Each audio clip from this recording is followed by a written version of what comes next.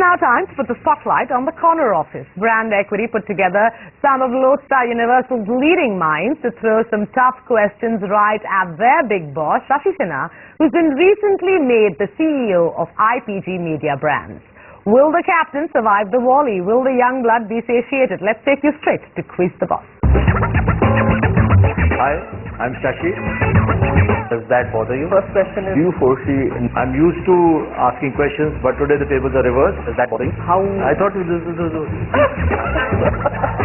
Three of my colleagues, Deepak, Sujata, and Habib, and not necessarily in that order, are going to ask me a lot of tough questions. Hopefully, I'll stand up. So, guys, let's go. What will be IPG Media Brands' growth strategy for people, since you have a lot of seniors within the system? Do you see them going the Group M route where you have a 3-year fixed rotation and you have people moving into different roles over a 3-year period? And do you see a lot of participation in the region and the global network? So, as you know, IPG Media Brands, and probably you know more than anyone else, IPG Media Brands is a new creation. There is a blueprint in place.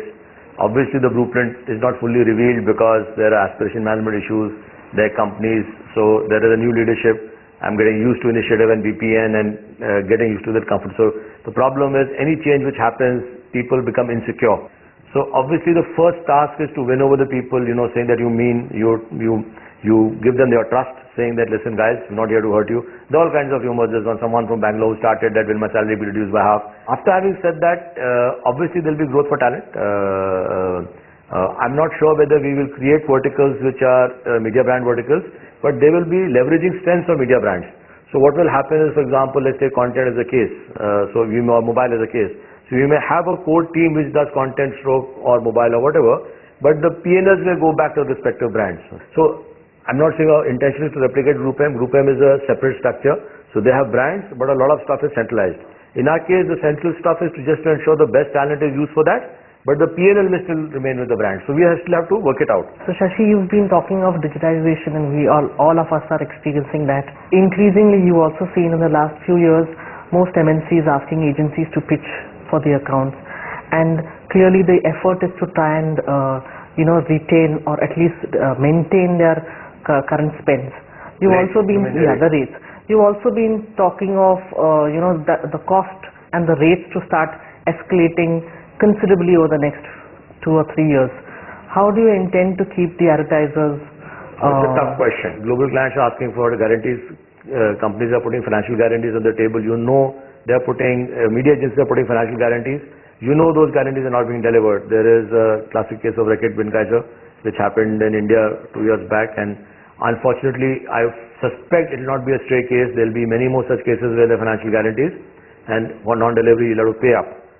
So I asked this question at our global meeting in San Francisco. I was very worried because to me that's the one big worry, saying that you guys are putting financial guarantees on the table. So I think the answer they got is that to maintain critical mass, it's almost like a loss leader approach people are taking. So you will not do it for everything, but for one big prestige global business which is a reputed business, you may turn around and say, I'll take a loss leader approach. It worries the hell out of me. Do you foresee in some manner a kind of a reverse integration with the creative agencies to happen post the media specialization which has happened, and now with comms planning taking forefront and the integration, is there a reverse integration of sorts which is going to be? It's theoretically right to say that there will be integration will happen, but if I may be candid, egos are too big, both on the creative side and the media side. It's very difficult. So clients will ensure, I'm sure Unilever has a process, Coke has a process, or formally or informal, where clients force you to work together through a process or otherwise. But the fact that there will be integration is very difficult. I mean, at the end of the day, the big names, this business, rightly or wrongly, has become more personalities. From the creative side, that's happening to media now. That'll start happening to digital agencies. That will start happening 5 years later to activation agencies. So it's all about names. Then it becomes very difficult. Even when I'm being candid, the names become more. Then they're very difficult for individuals to say like we'll put all our things aside. It's very good talk, but finally it won't happen easily. Shashi, vying for the position of media brands between Lin and you, what did you think helped you to win? Lodestar is a robust operation financially in comparison, relatively speaking. So it is finally also and done. global networks are focused. One key deliverable is financial numbers, and I think the comparison was it's unfortunately very obvious. But I think the bigger thing is that I had the advantage of working with media brands longer. Because of Roadstar we had the advantage of working with some global clients like Coke and Microsoft. So the relationships are built, and then you should have to exploit the relationships. So soft end factors also must have played a critical role. In an era of valuation and where ideas rule, how is it that we look at getting great talent and retaining great talent? Great question. Sonali, let me sack for saying this, but I'll say this.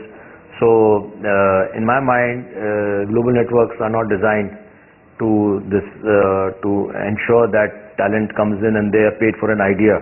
So everyone talks about it. All global networks, including IPG, has a mechanism. They have this, we'll give you an idea, you incubate it. But in the true sense, it's not valuation. You know and I know there have been so many ideas, big ideas which you have thought of, which we have, which are not really leveraged because they may not be huge revenue opportunities, but they are good valuation opportunities.